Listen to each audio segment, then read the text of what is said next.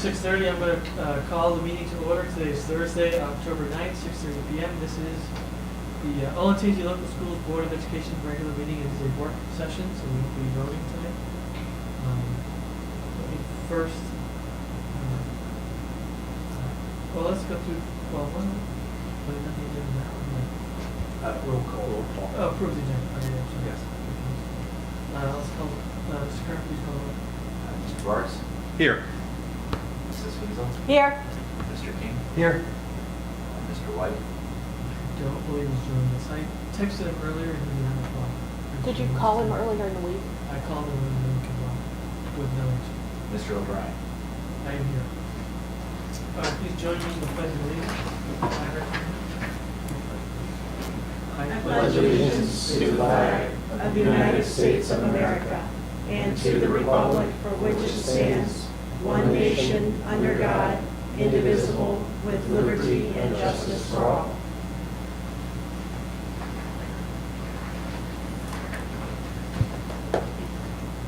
Okay, we've got an amendment to the agenda.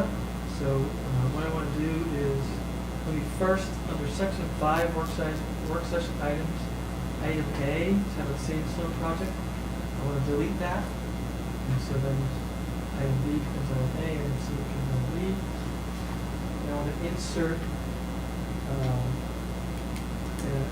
a motion for executive session prior to the work session items. And I'll read what that will say.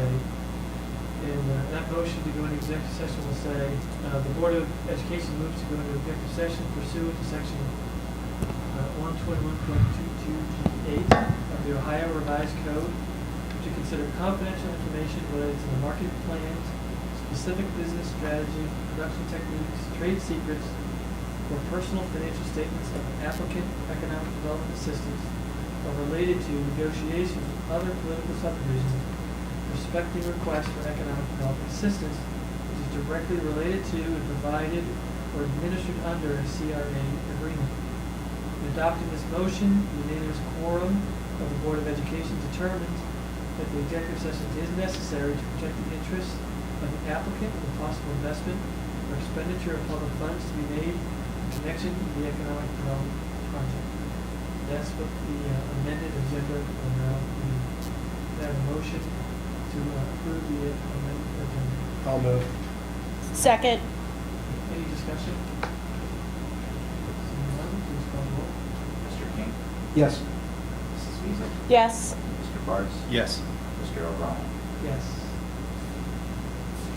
So the first item is to, in fact, make the motion to move to go into executive session. I won't read it again, so we just read it. Kind of motion to go into executive session. So moved. Second, please. Second. Any discussion? Seeing none, please call the roll. Mr. Bartz? Yes. Mr. King? Yes. Mrs. Weasel? Yes. Mr. O'Brien? Yes. Yeah, how long? 30 minutes? I'd say 30 minutes. So we will be coming back after the executive session to take on the work session items, hopefully within 30 minutes. So if you could hang on. Thank you. Thank you. Be right back. So I will call the meeting back to order at 7:22. So we are back to session, and we are now moving on to the amended first work session item, which is the academics discussion and our report card grades. Mr. Rafe and Mr. Fetty to be walking us through that discussion. Mr. Rafe? Join me here. I don't know how long-winded the introduction Good evening, and thank you again for the opportunity to share with you our state report card data from 2013 2014. We're very proud of the accomplishments of our students and staff, and overall, Devin, I just messed it up. Overall, our district had another outstanding year. So as we started last year with the new, because last year's report card was new and we had new accountability measures, we broke this presentation up into 4 sessions. This time we're going to do it in 3 sessions. So we're going to start off today with an overview of our district level report card grades, and then the next time we come back to you will be an emphasis on some new accountability measures that are coming down the road, and then we'll conclude with our annual report of academic achievement. So I'm going to turn it over to Jack to start going through the specifics. Good evening. So as Mark said, tonight we're going to cover the district level grades on the report card. The next presentation at the next board meeting, we'll be talking about some new measures that will be coming in the next year or two. Some additional grade card components are being added in 2015 and 2016, including an overall grade for the district is coming, overall grades for each component, and additional measures for K-3 literacy, an area called Prepared for Success, which will have a lot to do with high schoolers and participation in college life experiences, and additional gifted measures that are going to be of significant interest to the district. So that'll be at the next meeting, and then the annual report. So looking at indicators met, in the category of achievement, there are 24 indicators that measure minimum proficiency on each of the tested subjects and grade levels. And you see at the bottom of the slide, grades 3 through 8, reading and math, 5th grade and 8th grade social studies, and the OGT assessments. So minimum proficiency is 80% of a grade level passing the test. So we met all 24 of those indicators. We were one of 92 districts in the state to meet all 24. An interesting fact, looking at the data, last year we were one of 188 districts that met all 24 indicators. So whereas last year 188 districts were perfect in this area, this year only 92 districts. So one of the things we can surmise from that is that the assessments did in fact become a little more difficult this year as opposed to the previous year as the transition to the state's new learning standards continue. So again, this spring in 2015 is the first time we'll take assessments that fully align with the new standards. In 2014, the assessments aligned somewhat, is an easy explanation. And in 2013 and prior, they were fully aligned with the old standards. So we're in the middle of a large transition here. But the purpose of that transition at the state level is to increase the rigor of the standards and the assessments apart, and it looks like it's doing. Another achievement measure is the performance index, which we've talked about a lot with you, so I won't go into a lot of detail, but as you know, 1087 was our all-time high in terms of performance index. It's the 26th highest in the state, 32nd highest in 13, so we've crept up in those rankings. And you can see how a performance index on the bottom half of the slide, how it's calculated. You get more points based on how well students do on each test. So a student who scores proficient, for example, gets you 1 point, and then the better you do above proficient, you get additional tenths added to your score. So what's most interesting here, though, is the distribution of the scores. Out of the entire district's testing population, 22% of the students were proficient, 30% were accelerated, 42% were advanced. So that's not common in most districts. I would say that in most districts you would find that the majority of students are at proficient, and those levels decrease on either side of proficient, but ours is a straight upward trajectory as you move up that graph. And then the Advanced Plus is a new measure where students who are subject level accelerated get a little extra point for the test that they take on the higher level test. So if a 5th grader were taking 6th grade math and then had to take the 6th grade math test, they get an extra point based on whatever their score is, an extra 10, based on whatever their score was. So if they scored proficient, instead of a 1.0 weighting, they would get a 1.1 because they're accelerated. We are looking into that in terms of how the state identifies Advanced Plus specifically, because some of the, especially at the high school level, some of the schools that are a little bit higher than our 3 high schools have a significant number of students who are scoring in the Advanced Plus range. And part of that is how they identify them in their EMIS reporting. So we're looking to see if there's an opportunity there, or that we're not taking advantage of an opportunity.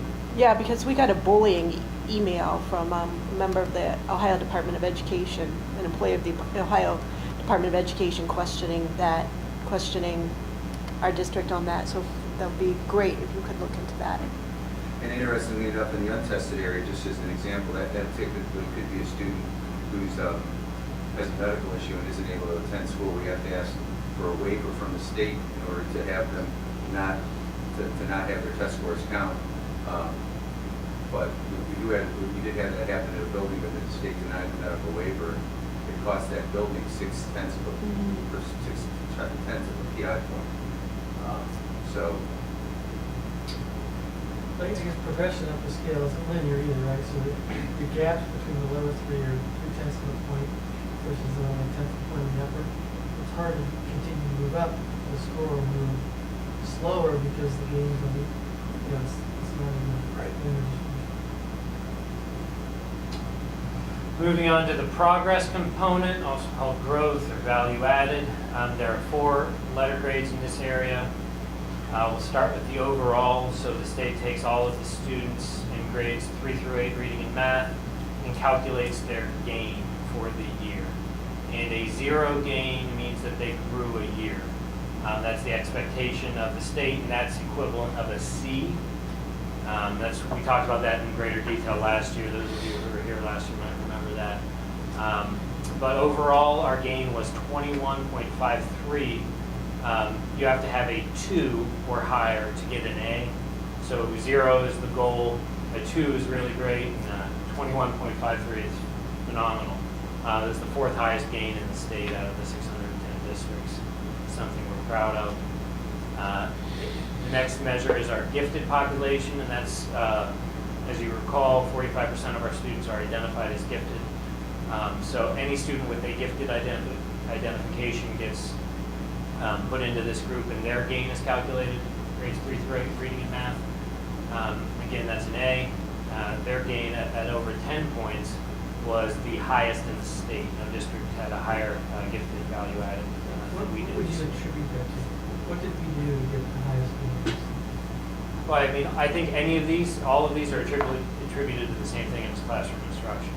It's teachers who are meeting the needs of the kids that they have in front of them, accurately identifying what a student needs to be challenged on a daily basis. Specifically with gifted or high achieving students in general, those are students who, in a given lesson might know the content early on or right off the bat. The teacher, rather than saying, okay, go sit over here while I work with somebody else, continues to challenge the student. It seems very different than the gifted discussion we had last year, which was a fair amount of dissatisfaction with gifted program. Right. There.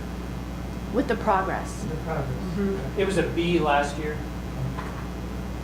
No, that's from the parental survey, is not. Yeah, so the parental survey was gifted, and we're going to talk much more about that at our next board meeting with the new gifted measures. But the dissatisfaction that we've heard about with gifted is from the fact that we have 45% of our population identified as gifted. We only serve 8%. So the majority of gifted parents aren't seeing any immediate service for their students. And that's where it becomes even more incumbent upon a classroom teacher to meet the needs of the gifted students identified gifted in their classroom and not receiving additional direct gifted services. Well, and can I ask Mr. Rathan, are you working with staff then to provide to them instruction on how to address that population then more? I mean, I would assume that, I know a lot of our teachers are doing it, so are they, you're providing that as part of their training and ongoing? Yeah, and I'm glad you're interested in this topic. Mrs. Andres is here tonight, who's our gifted supervisor, and I'll be glad to answer any of these questions now, but I do want to just point out that at the next board meeting, she's going to be, because the gifted component of the report card is going to become much more complicated next year and beyond. So when we talk about new measures, I'm going to be asking her to talk to you directly and answer some of these questions. But she does, and our gifted intervention specialists do a lot of professional development ongoing with teachers and how to meet the needs of students that are identified as gifted. Are there any other immediate questions? Or students with disabilities is the next area. We earned an A in that category. We had an A there last year as well. It was the 6th highest gain in the state. And we just start being redundant here. A lot of where you see the growth from comes from the classroom instruction, professional development that we provide to help teachers understand. They first have to know their curriculum, they next have to know their students, and then they have to make decisions related to instruction and assessment to meet the needs of each student that they have. So just to clarify what this gain figure means, Mhm. 0 is average. Mhm. It's, Is expected. right, it's what you would do in a year. So all of these figures go above and beyond what was expected. Because as Jack said, if you get a 2, gain index of 2, that's the designation for it. They moved farther along. I guess the easiest way I've had for the Yeah. explanation is that they all start and they're all running a race around the track, and each kid has their own individual starting point. After that year's worth of instruction, you expect them to be in the same place in line with all of the kids in the state that are most like them. So as long as they stay where they were, they gained a year's worth of instruction. So some kids start ahead, some kids might start behind. Some kids, if they have a higher gain index, move ahead of the line in the race. The last category is lowest 20%, and that's the lowest 20% in achievement. So what the state does for this category, again, this is the second year that we've seen it, and it's one that we don't know who's in it until after the results are available. But they take prior year's achievement across the state, and they identify our students who had among the lowest 20% of scores in the state. So they provide the scores, all of the possible scores on an assessment up into quintiles, and they look at the students from Olentangy who had scores in that lowest quintile, and they see how those students grew as well in that area, earned an A. In any of these components, you have to have at least 6 students in order to get a grade, whether at the district or building level. So a thing to keep in mind as you're looking at our grades, but other districts' grades as well, are that although they're, 4As look like 4As, they're not all necessarily weighted equally. So the state adds that overall component grade in 2016. We'll be very curious to see how they weight those, because we have a much larger gifted population than many other districts, but we're both going to have a gifted grade as long as we have 6 students or more. We have a much smaller lowest 20% population than some districts, but we're all going to have a grade in that component as well. The next area is gap closing. The state uses the term annual measurable objectives. This used to be AYP, adequate yearly progress. And this is the 1B of the 9 district grades that we received this year. And this is the most complicated to explain, so bear with me, but there's a lot of calculations that go into it, and our score was an 83.4%, which gave us a B because it falls into the 80% range, which the state uses for a B in this report. So what annual measurable objectives say is that every student eventually should be proficient or above. AYP said that every student needed to be proficient by 2014. The state wrote a waiver to the federal government, extended the deadline indefinitely as long as we're making constant progress towards total proficiency. So the district sets a goal each year for us, for the state, on how students should do in reading and in math. So if you look, this past year's goal for reading was 84.9%. Now to earn the indicator, the first letter grade I showed you, 80% of our students in a grade level needed to be proficient or above. On AMOs, you have to be 84.9% proficient by subgroup. And there are 10 possible subgroups, and each subgroup is measured within themselves. So in reading, we had 2 groups that did not meet the 84.9% reading goal in grades 3 through 8. And that was our English language learners and our students with disabilities. Both of them were above 79% proficient. But because the goal was 84.9%, we did not receive the full credit. So if we had met that goal, English language learners would have earned 100 points, and students with disabilities would have earned 100 points. And if we met the goal in all subgroups, all those 100s would add up, be divided by the total number of subgroups we had, and give us a percentage of 100, which would be an A. So in this case, the 5 subgroups you see up here, 2 in reading and 3 in math, did not meet that goal. So each group earned a fraction of the 100 possible points in those areas. And those scores are combined with all of the 100 points earned and all of the other subgroups that did meet the goal to earn 83.4%. I kind of understand what I just said. But when you read it all, it's the most complicated page, I think, on the report card. Again, though, as long as you have 30, in this one it's not 6 students, it's 30 students, but as long as you have 30 students in a subgroup in your district, you get your subgroup counts, and then your subgroup performance counts. So you might have exactly 30 students in one category and 3,000 students in another category. And if the 30 student category misses the 84.9% benchmark, you do lose points in that regard. So this one is the most frustrating at the building level, because this is where it really does come down to 1 or 2 students a lot of times. And it also causes great fluctuation. So if a building has 3 subgroups or 4 subgroups, and you miss it by 1 student in one of those subgroups, the likelihood of them that they're certainly not going to get an A, but in simple terms, if they get 3 out of their 4 subgroups, they're going to probably get a C as that measure. A building that has maybe 6 subgroups that gets 5 out of their 6 subgroups would get. So, and this is the old when the No Child Left Behind law was initially written. The expectation was that 84.9% passage rate is supposed to be 100.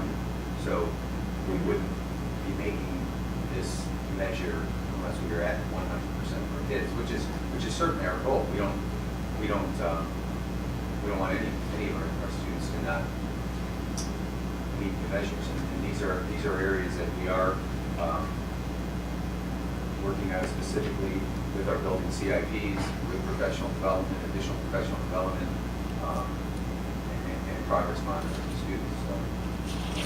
And just for reference, we have 9 total subgroups. Yeah, that's what I was just looking at. Yeah. A building could, in our district, has anywhere from maybe 3 or 4 would be the lowest to, I'd say, maybe all 9. Sure, 7.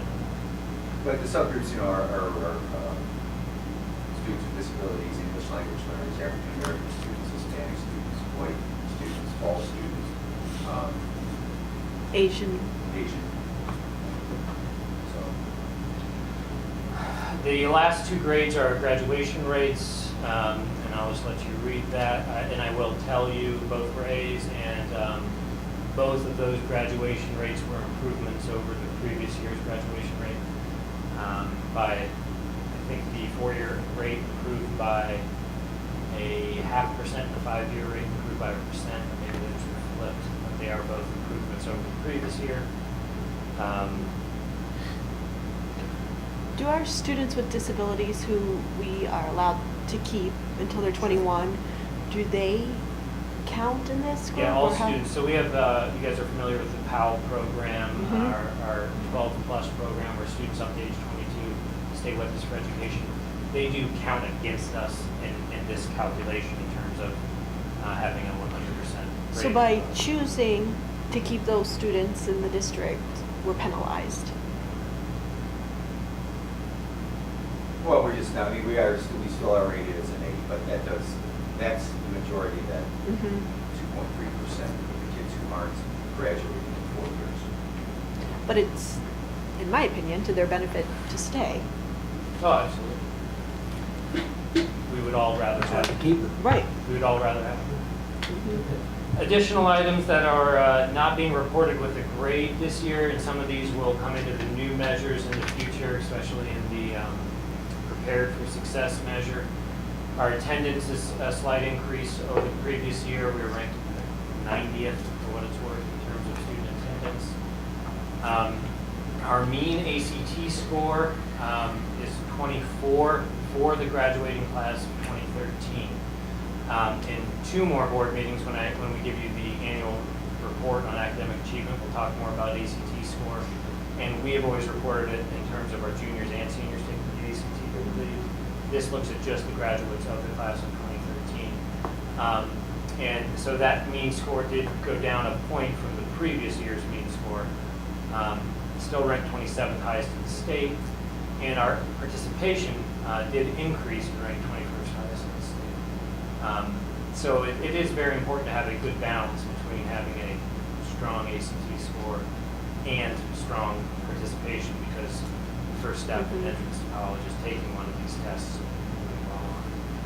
For what it's worth, the mean ACT score in the state and the nation are both just below 21.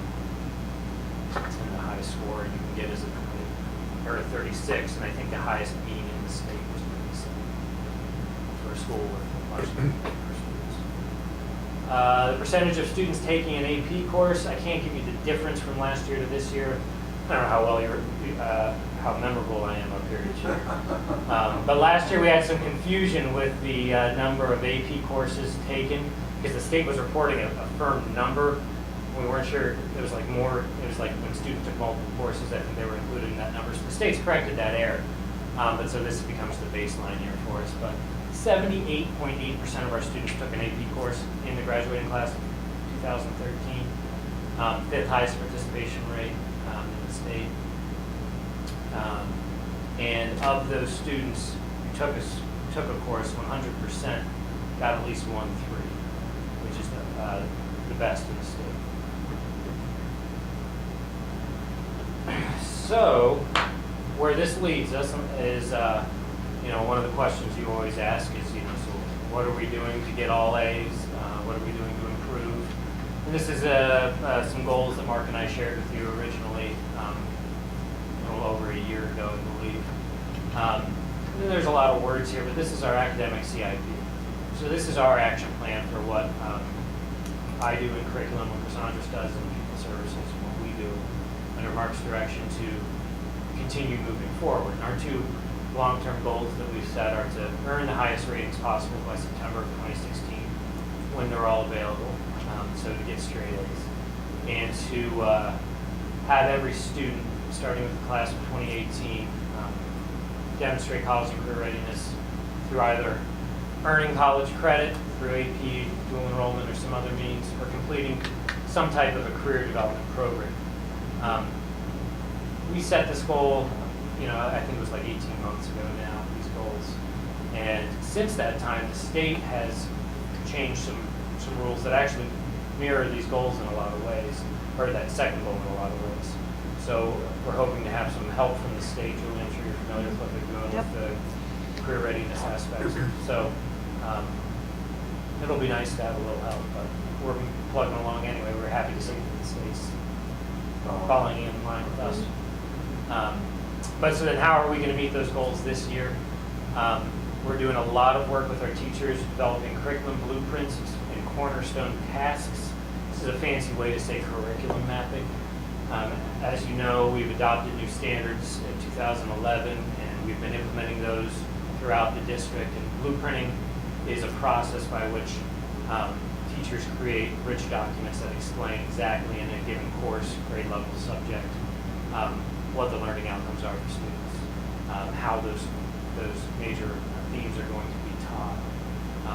And the cornerstone tasks are authentic assessments so students are able to demonstrate what they know in a way that transfers beyond just their grade. My department's also developed something called the Model Classroom, which is an electronic resource that we're using with district professional development days through our OPDA courses. It's directly aligned with teacher evaluation and some training we've done on building leadership teams.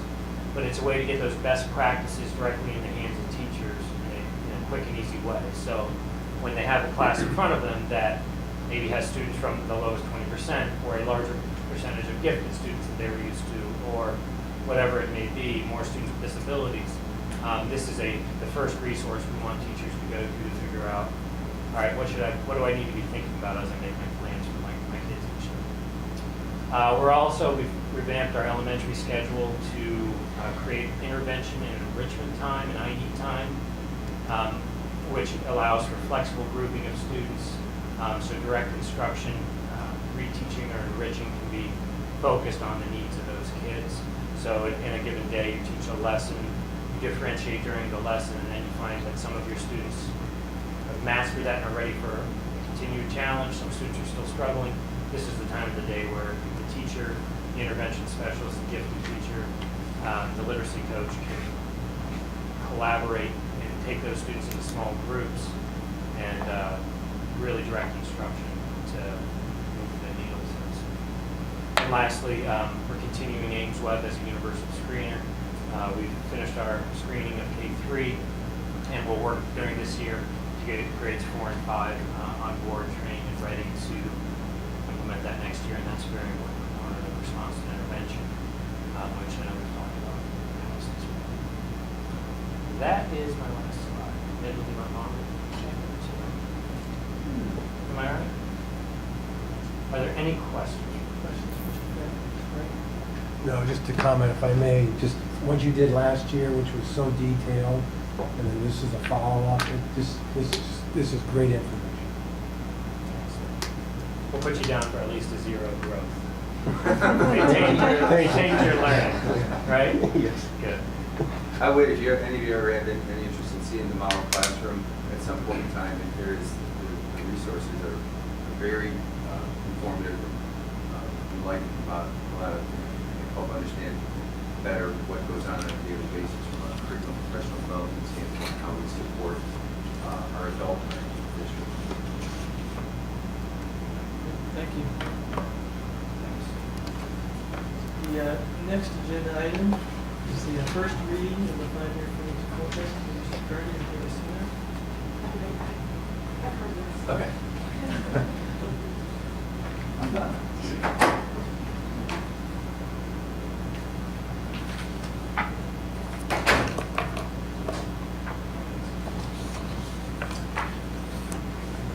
As Julie mentioned, she did.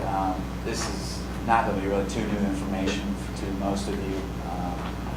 Julie and Dave attended the Finance and Audit Committee meeting back in September, week 24th it was.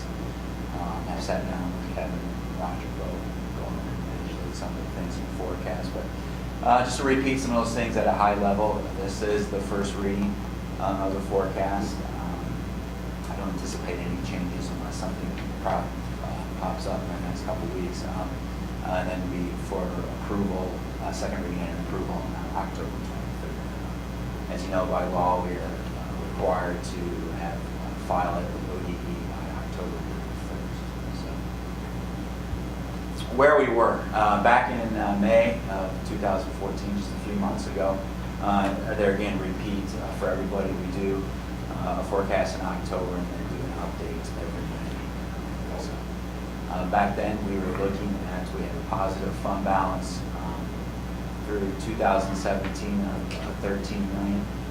That was just approximately a little under a month's worth of cash balance at that time. This forecast, since we're moving ahead into the next fiscal year, will cover fiscal years 15 through 19. So that will look a little different at the end. And where we are now is the very last slide. But here's what's changed since May. And then, oops, too far. And this is for, if you're just comparing 2015. Revenue has changed about 3.6 million from what we thought for 2015 compared with May. What has happened? The biggest, they're both positive things. The biggest thing is real estate collections are higher. The biggest one actually in this area, and it's led to one of the biggest increases, was in commercial. Our collections for this tax year, taxes are collected on a calendar year basis. So we had estimated 92%. They came in about 96%. The biggest change actually was is the distribution. Typically we estimate 50-50 between the first half and second half. First half being collections between January, February, March time, July and August for second half collections. But those second half collections, the split actually came in at, I believe, around 43% first half and 57% Wow. second half for commercial.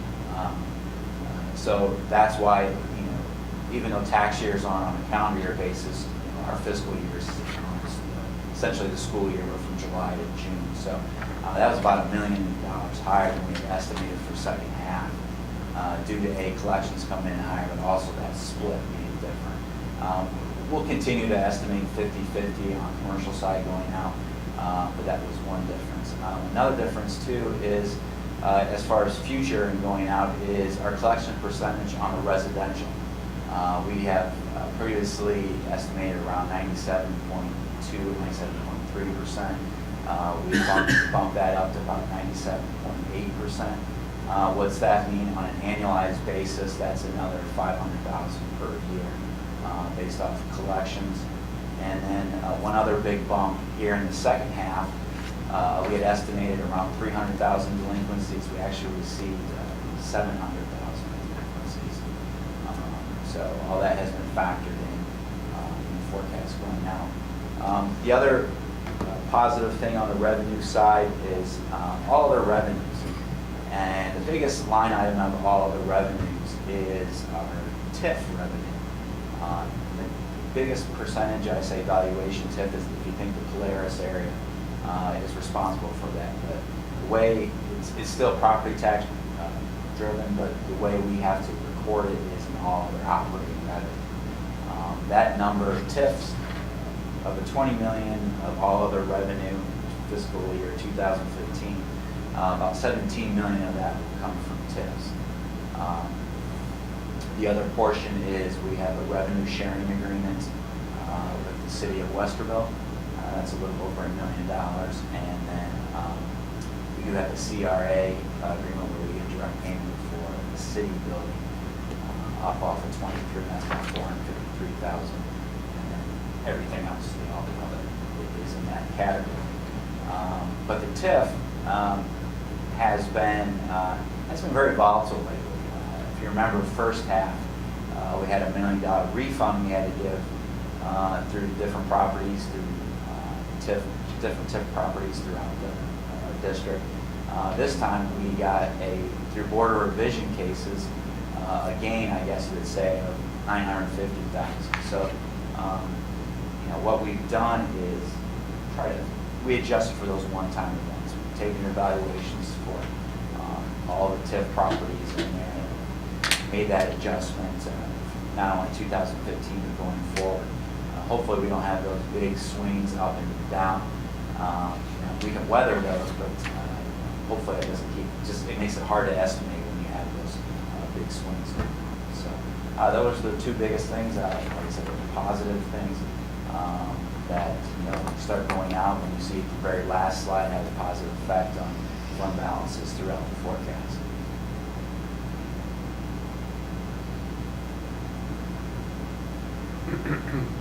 Revenue risk assessments, real estate taxes is always one.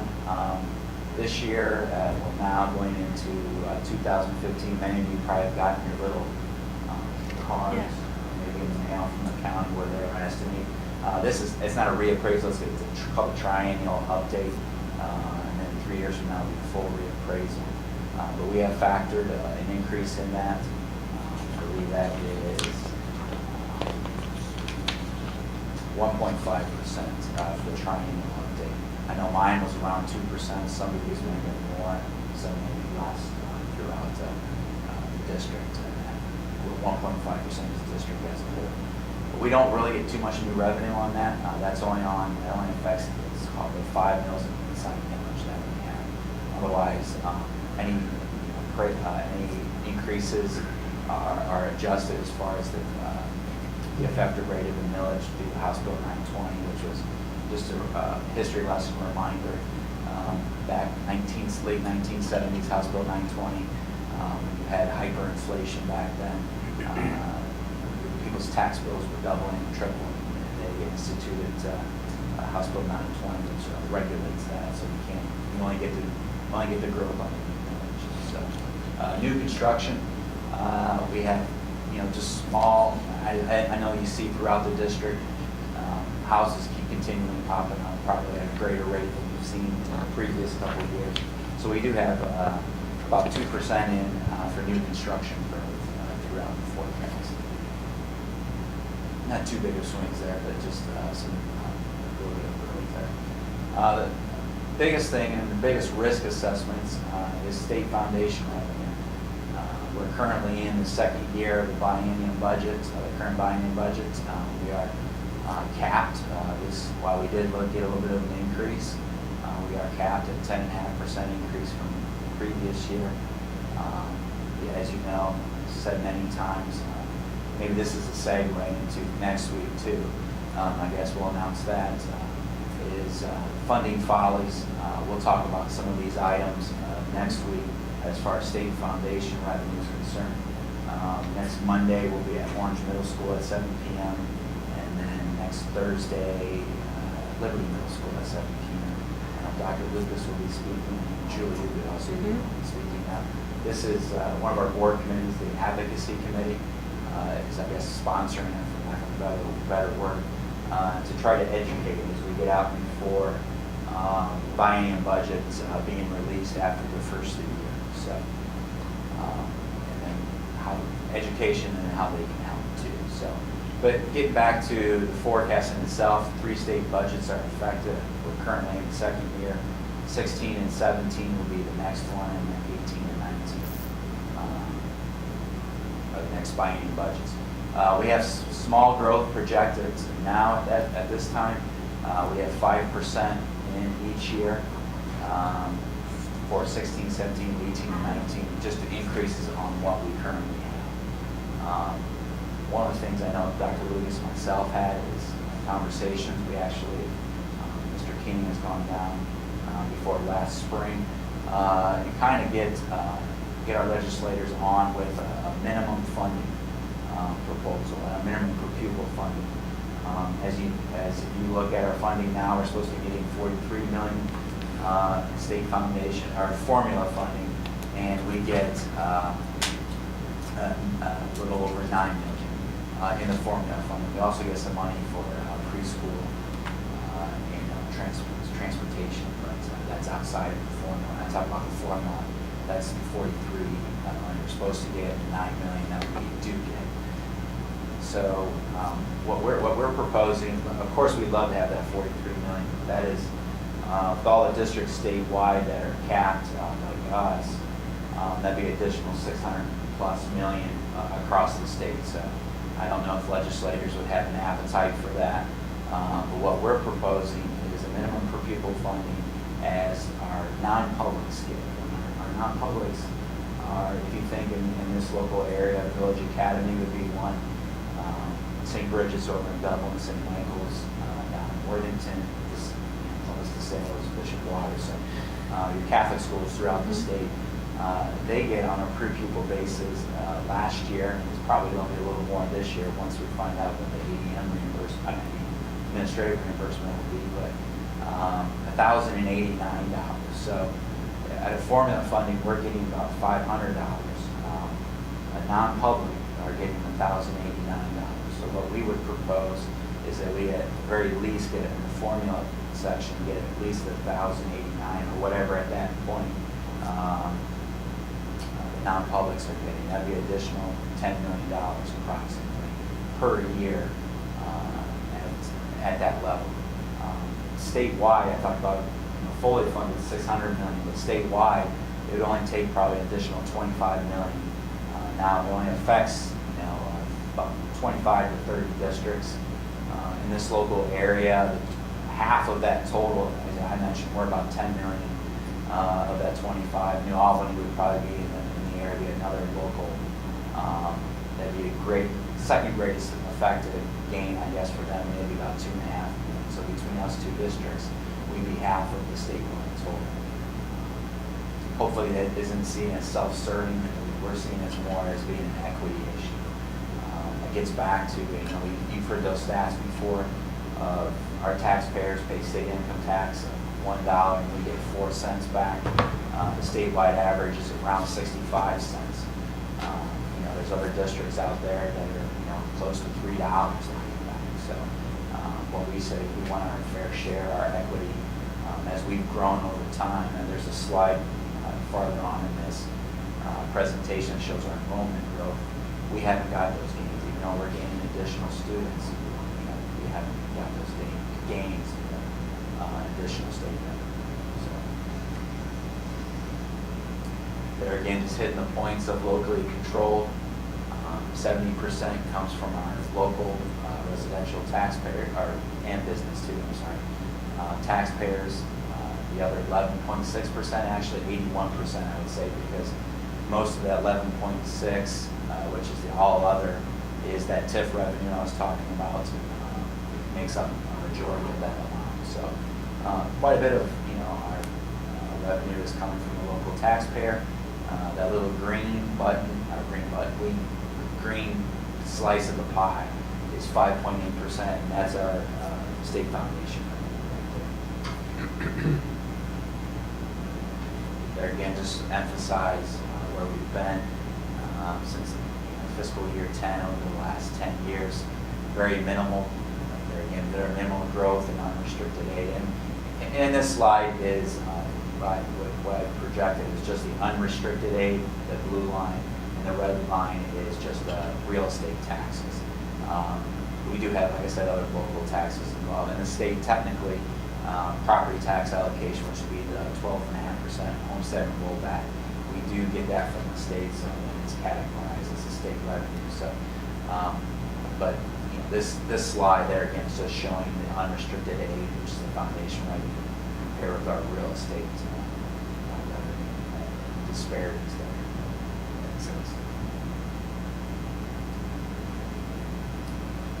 Expenditures.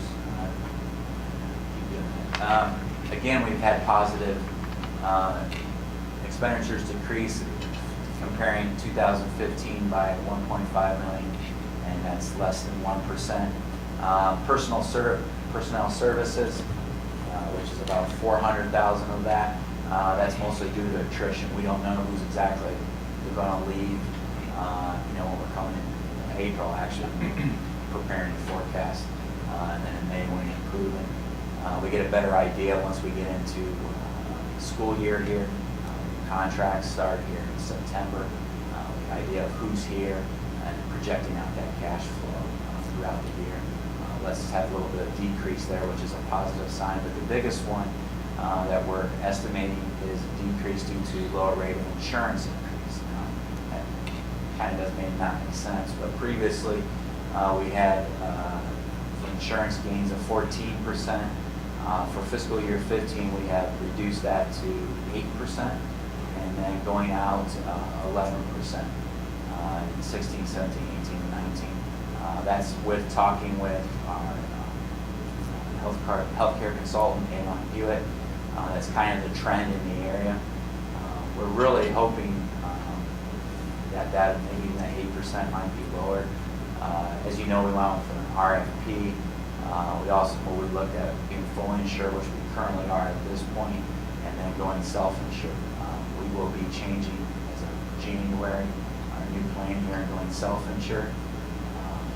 We see the greatest benefit that we see in it is not to say it's going to end up like this at the end of the day, because you do take on some more risk being self-insured because we are responsible for the claims. Is with all things being equal, if you look at underneath fully insured and self-insured, if claims came in equal dollar amount, we would save in fees for the Affordable Care Act, some other state fees, approximately $2 million by going self-insured as compared with fully insured. And that's like I said, all things being equal on the claim side, there is some risk. Being fully insured, if rates that were set for fully insured, anything that goes beyond is on responsibility, insurance carrier. Now, we would eventually have to pay that anyways, because in future years our increases would make up for losses they would have had. But by going self-insured to protect ourselves, we have specific stop-loss coverage. Be around $235,000 per individual, and then we have aggregate stop-loss. So when we set our rates, whatever go beyond that, it's covered by the insurance company. We should probably have Kevin do a specific presentation on that, so I understand where we're speaking. Bring a on in or something to talk about. We're actually, our insurance committee, is one of the things we went over, and that included Strict myself, and our office, but other administrators, but all the unions throughout the district have sat through the insurance committee. We explained it at that point to them, and actually we were fortunate to have one of our finance and audit committee members be able to sit through that meeting where we actually interviewed some of the carriers too. So kind of understand that. But, and I think next week we're actually going to talk to the executive committee, to the teachers union, just explaining that again. Definitely in front of the board. Talk about the benefits, but also there's some risks with it. But we feel that it's worth that risk if you look at all things being equal. We're working with Aon Hewitt now too on setting those rates for starting in January. Also allow for reserves as we go out in the future to cover our claims. So, that would be honestly that would be the only thing from now until the next meeting that may change. I know they're working on it to have it ready to go because our open enrollment period is in November. So we want to have those rates ready for our employees. They're making their decisions. So that may come in the near future, and if it does, we'll make that change in the forecast, and I'll let everybody know before that. We'll talk about it at the next meeting. Risk assessments. No new buildings are being built in this forecast. I know we have authority out there for elementary 16. No debt has been issued for that building. It isn't planned within this 5-year forecast. We do have new property, yet to be named property at Graphics Way. That is built into this forecast. That lease and additional costs such as utilities and stuff with that cost built into this forecast. Enrollment projections, and really there's a slide, like I said, I mentioned before, that shows the growth we've had, but that enrollment projections really drives more on the expenditure side of things. And as you know, our biggest, the next slide there, I guess I'll jump ahead real quick and go back, is 84% of what we do is essentially people. So that really drives our staffing. I don't know if I've mentioned this before. We've already kind of decided our staffing for the 2015-2016 school year already at this point. So we kind of know what we're doing a year in advance. So that's where those enrollment projections are really important as we go through. I believe they're coming back. Updated enrollment projections probably November. We'll be back. So one thing I will add, I'll get to it later when we get to talk about the teacher ratio. Another risk assessments, union negotiations. We currently, with the rollover of the extension of the current contract that carries us through 2016, that leaves without agreements in 2017, 18, and 19. One thing that might be a little different than past forecasts, we've always had the step increases factored in. It averages district-wide about 2.7%. One thing we've added, we've never added in non-years that are under a current agreement, is base increases. We've also added in 17, 18, and 19 1% base increases. We don't know what's going to be. It's all part of the negotiation process. We thought it actually came out of the Finance and Audit Committee back in the spring. We had a very lengthy discussion with it when we were there. It was for 3 hours. So that was one of the items we talked about is are we really being realistic? We don't have a base increase also in the forecast. So we factor that in out. Insurance expense. As I mentioned, we've lowered those expected increases going out. That could change based off on claims, but that's where we feel that we're at right at this point. But the one big item that is not factored in this forecast would be the Cadillac tax provision of the Affordable Care Act that would hit in 2018. We We didn't put it in there for various reasons. One, other aspects of the Affordable Care Act have been delayed or pushed back. They may change the limits when they calculate the Cadillac tax at that point. But that is one factor that we'll definitely keep an eye on as we go forward. Is that Cadillac tax potential as far as the Affordable Care Act is concerned. That's one of the things we'll have to work with as part of the negotiation process also. One that we've added that I didn't have in last spring, but just a risk assessment, is future capital improvements. The Facilities Committee, I know, reviewed, but Mr. Gordon came in front of the board back, I believe, last December. Is over the next 20 years, we have $90 million of just essentially maintaining or replacing equipment. That's no new buildings, that's just maintaining roofs, any trucks we have out there, asphalt, whatever it may be, is those needs out there. So, we are 2011. I actually did a presentation in the spring, if you guys recall, too. Roger, you were on the board at that point, but talking about how are we going to fund future capital improvements.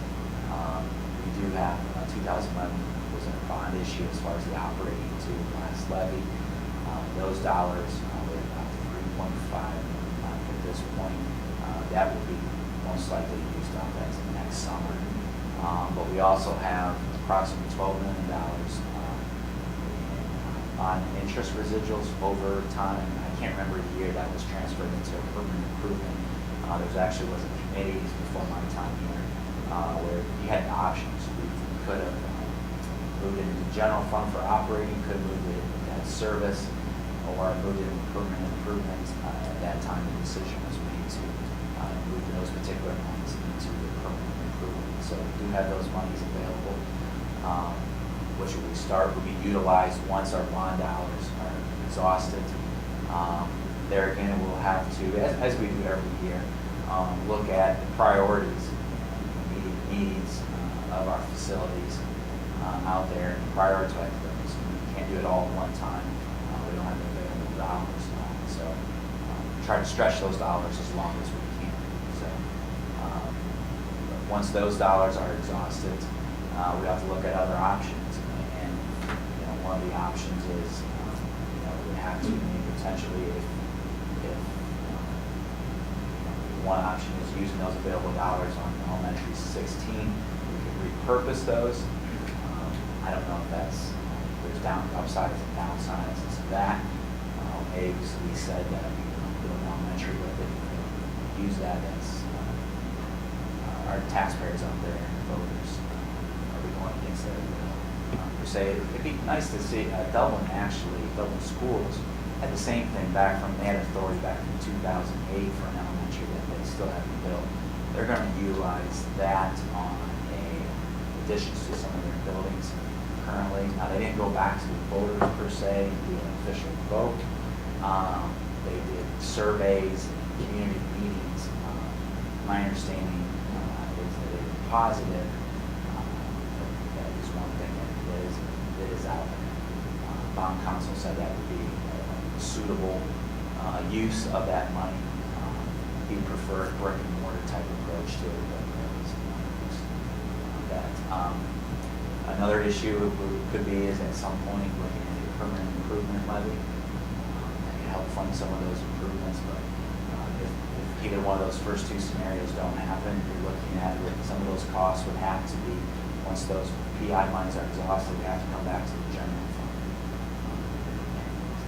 It has to be factored into it for that. So just want to bring that up to the board, that is looming out there, and that's something that could potentially, depending on decisions that are made, could hit the forecast in future years. I've mentioned this slide. We are predominantly people-based. We're a service industry. That's why 60% of the salaries retirement insurance benefits are 24%. Talked about enrollment growth, determining our staffing as far as adding staff. As you can see, since 2004 until this year, we gained a little over 12,000, almost 12,000 students. That will continue to grow. So we have to keep an eye on that as far as staffing. But again, as I also mentioned, facility. There again, just a chart, expenditure drivers. One item I want to point out is pupil-teacher ratios. As you can see, this next line too. On the very next to last line, we've gone from 15.91. We're starting to edge back down. I know in the CIP, I believe our goal is 16.1, I believe. I know we were a little closer to that this year. I know we had to add some positions late in the year due to enrollment in certain areas. I know we already probably talked about that if you had more discussions on why and where. But also going forward, the biggest one, if you see in FY16, we have some additional positions beyond growth in there. One of the biggest ones for teachers is we have 6 additional gifted positions. We talked about gifted in the last presentation. That would be 5, 1 each at each middle school. So that'd be 5 there and 1 each at each high school.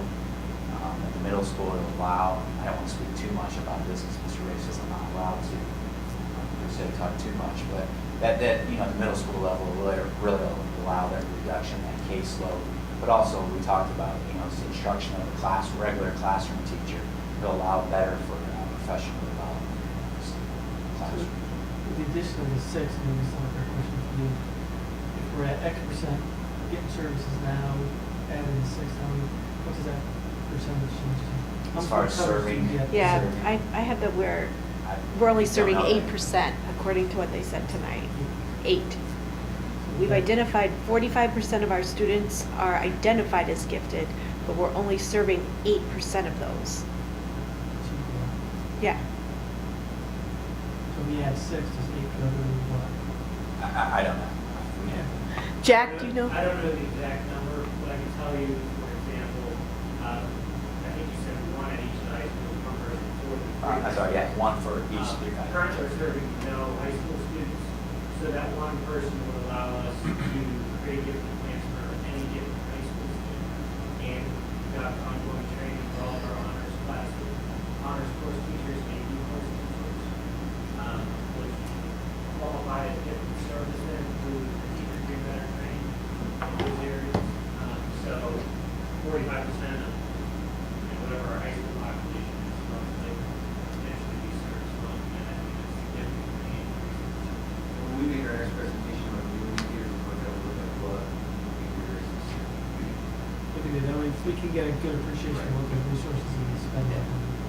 Yeah, I misspoke. 1 to cover all 3 high schools with 1 at each middle school. So, but also in there too is additional, they call them specialized learning centers, SLCs, for our special education students. Are out there. I know our ratios, we have ratios out there that we have to maintain. There's additional positions in there out there for, especially for those students who are more severe, need more one-on-one with a teacher.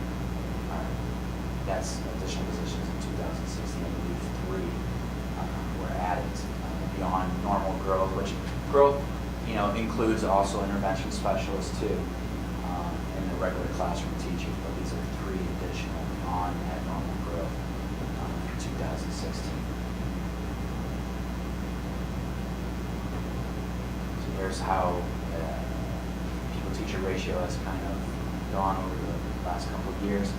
But I thought it was good to point out is that the last time, October of 10 through October 2014, October of 10 would have been the last forecast before the last operating levy, which was passed in May of 2011. As you can see, we're almost still even, you know, as you know, we're trending down. We're still almost 1,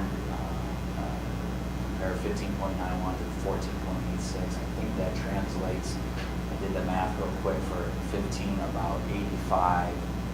We have 85 less teachers than if we would have kept with the current ratios we had back then in October. We got an improved our efficiency, our all-time PI.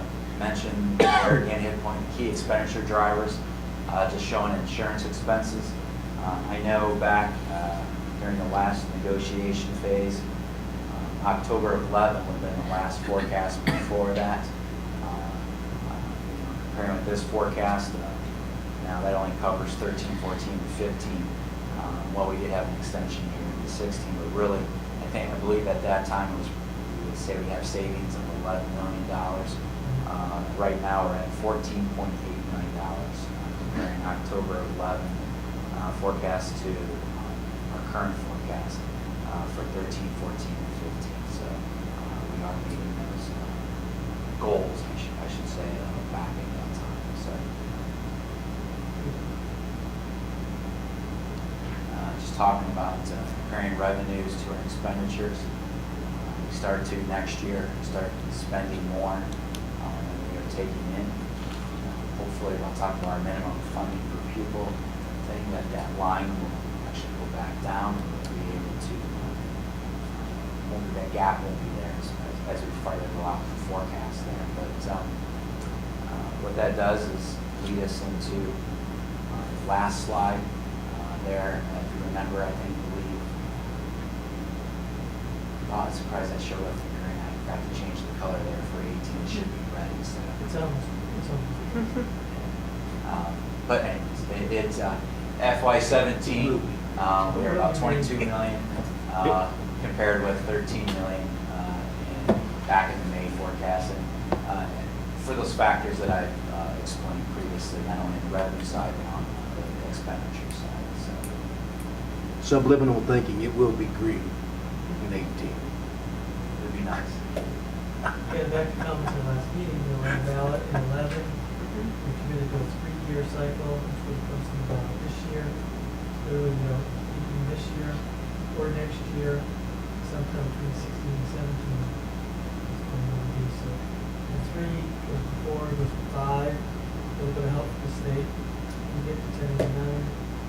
That extended the appropriation. We get to 3 Yeah, 2017, it's more than a month. I would recommend 1 to 2 months cash balance at the end of the cycle, and we're meeting that at the end of 17. So you're right, Mr. O'Brien, at 16 at some point start to maybe potentially increase the look to go back to that. Questions? No?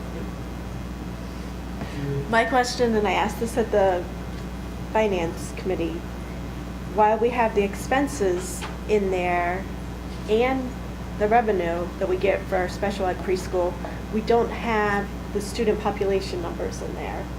And I really think that if we're going to have the revenue and the expenses in there, that down at the bottom where we have the attendance numbers, we need to have the preschool numbers in there as well. And I know that the state doesn't require them, but in order for our planning, I mean, those kids are taking up spaces in our classrooms and they're using the money. So I think we need to include those kids on the forecast. That's our fault, right? There's nothing that would prohibit us from putting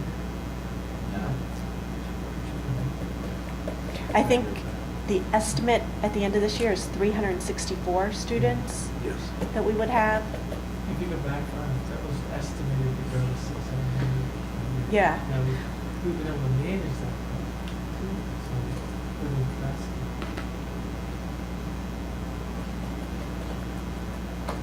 Any other questions for Mr. Brown? Well done, thank you. I believe that concludes our agenda. So, I'll entertain a motion to adjourn. So moved. Second. Any discussion? October 23rd, we will be back for the approval of the 5-year forecast Yes. in a regular business session. So with that, please call roll. Mr. Bartz? Yes. Mr. King? Yes. Mrs. Fiesel, Yes. Mr. O'Brien. Yes. Jackson, one more. Are they? Is that at home? No, it's about the home side. Thanks for coming, everybody.